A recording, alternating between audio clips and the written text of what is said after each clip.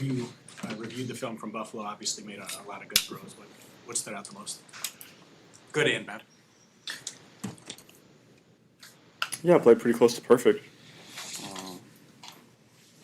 Obviously would like to have the one that they intercepted back, but other than that, I played pretty good. Do you have an idea of, after the game on Sunday, you expressed an awareness of both defenders that were in the area, obviously. Having looked back at it now, is there anything you could have done differently to get out of that play? Yeah, either throw it higher or realize something wrong is going on and try to eat it.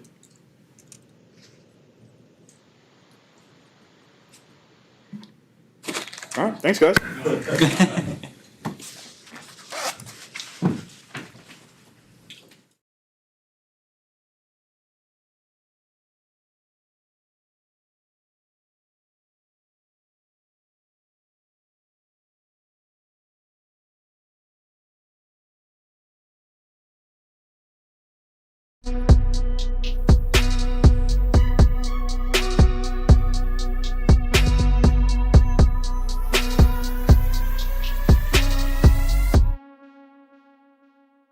Your mentality just going forward these last 4 games?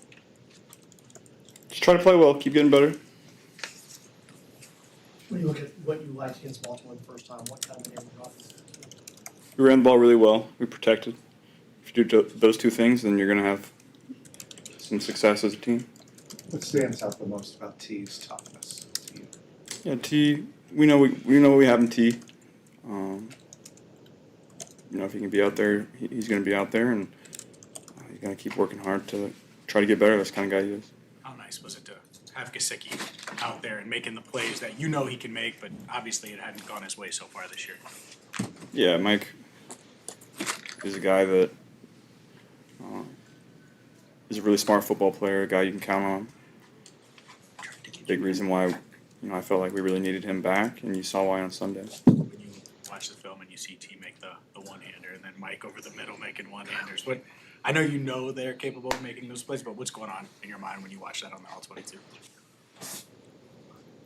Yeah, playing quarterback is all about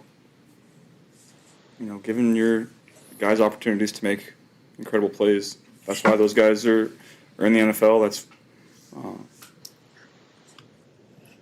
what their skill set is, and as far as quarterback-wise, your job is to try to understand each person's skill set and try to put the ball in the best position for them to maximize that. I think after the game you said you want to go out and put on a show the rest of the year. Why is that such a big deal to you, or why do you put so much emphasis on going out and truly performing, giving people a show? Number one, I work hard for it. Number two, this is, at the end of the day, the entertainment industry. And I want to go out and play well, and if you're playing well and scoring points and winning games, then it's usually fun to watch. Was this a loss that was tougher to get over than maybe some other losses in your career just because of everything that happened? No, I wouldn't say that. Do you have a favorite throw from Sunday, looking back at the film? I wouldn't say that either. After the game, you talked about just wanting to go out there and how much you want to kind of play and kind of how you have a different perspective coming off the injury.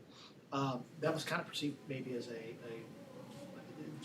different approach in how you maybe perceive things after the injury. Does that change your competitive fire at all to go out and win? How has the injury maybe have changed the way that you view the game and perceive?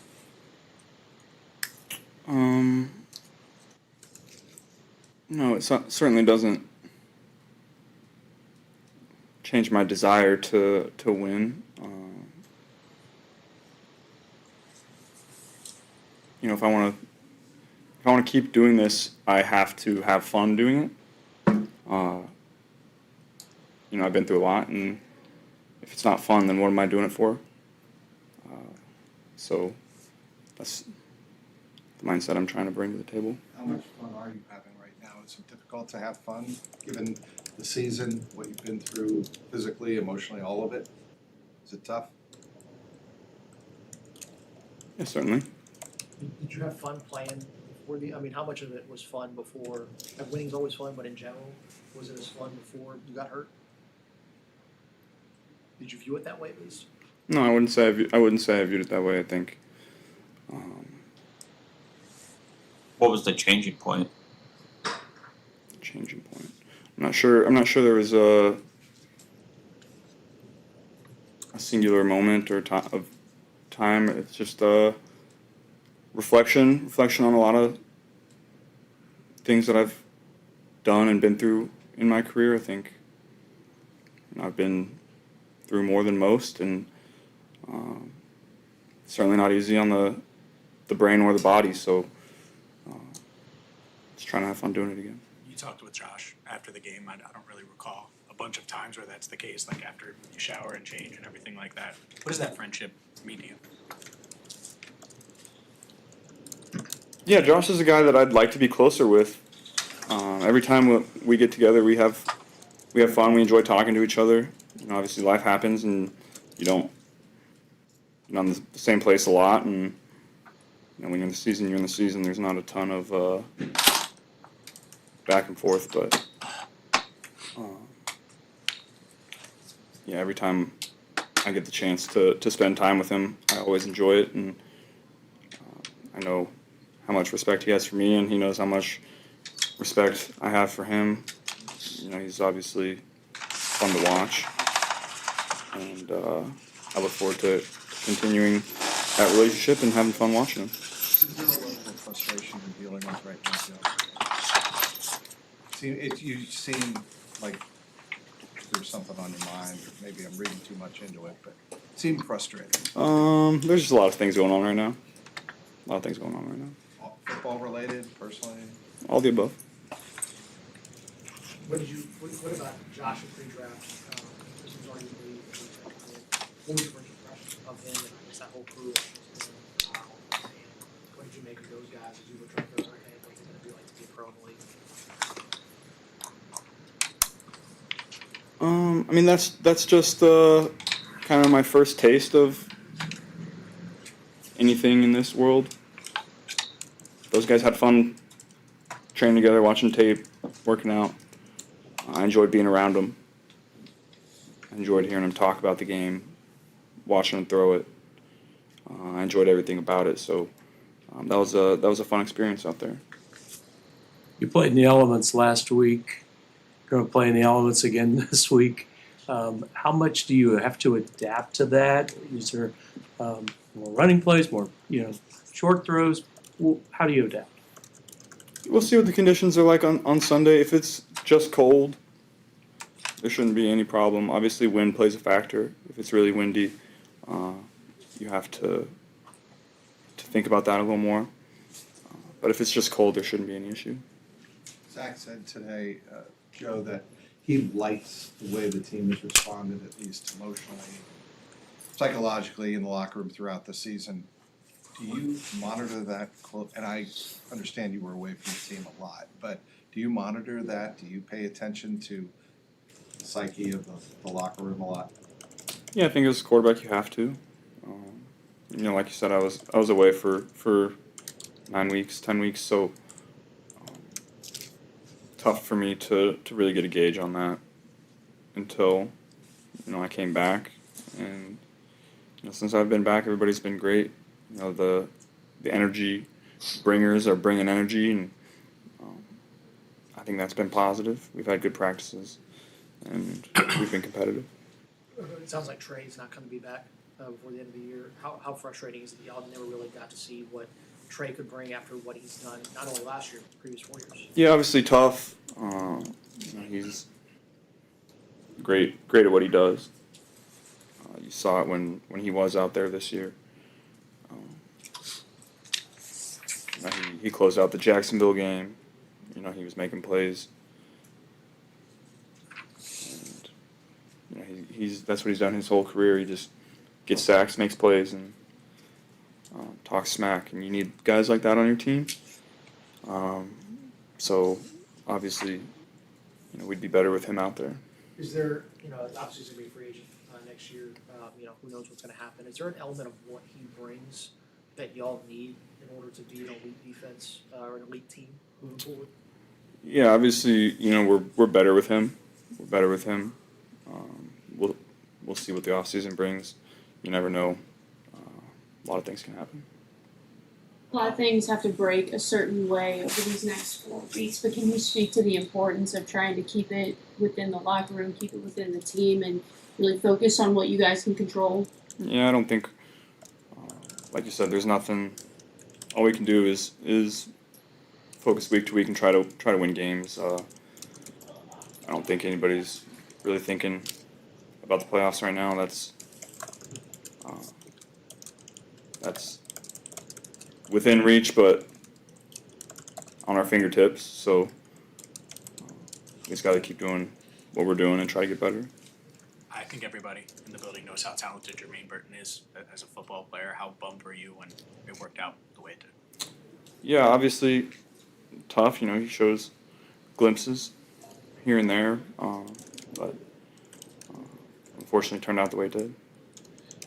What's OB meant on the offensive line and in the locker room since he came over from a year, almost a couple of years now? And what's he meant to you? Yeah, consistently brings energy.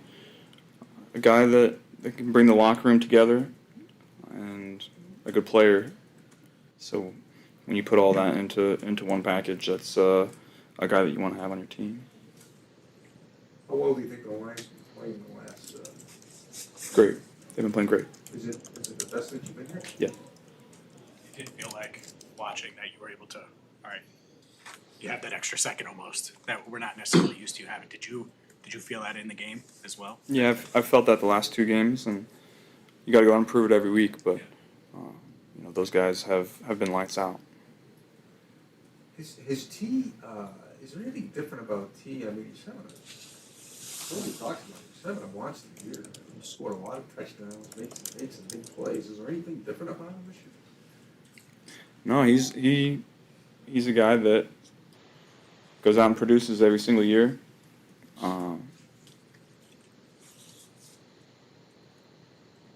Each year is going to work out differently as far as production and all that, but he's the same player he was 2 years ago and just continues to get better.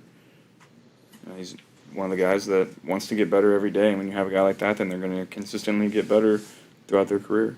Obviously, there's a lot of conversation about what he's playing through, and if he, he practiced today as he goes to the goal. What's that like as a player, trying to balance, your well-being versus, knowing you want to go out there and play as much as possible while you can play? What's that balance like? Yeah, it's certainly something that you have to think about. That's life as a professional athlete, though. That's no different in basketball and MMA and baseball, and that's life. That's life. It's what we chose, and you make a lot of sacrifices, and your body is often one of them. Do you talk MMA with Scott or Dylan? I have not. No, not really. I have not. Is there anything you like to do on your birthday every year? It always falls right in the middle of the season, so no, not usually. Go to bed early, eat some food, normal schedule. Watch film. Yeah. Are there any gifts that you got from teammates that stand out? Have you done anything like that? The O-line got me a cool little Pokemon box, so that was sick. What's in the Pokemon box? I don't know, I haven't opened it yet. You have a favorite Pokemon over the years? Is there a guy that you like particularly?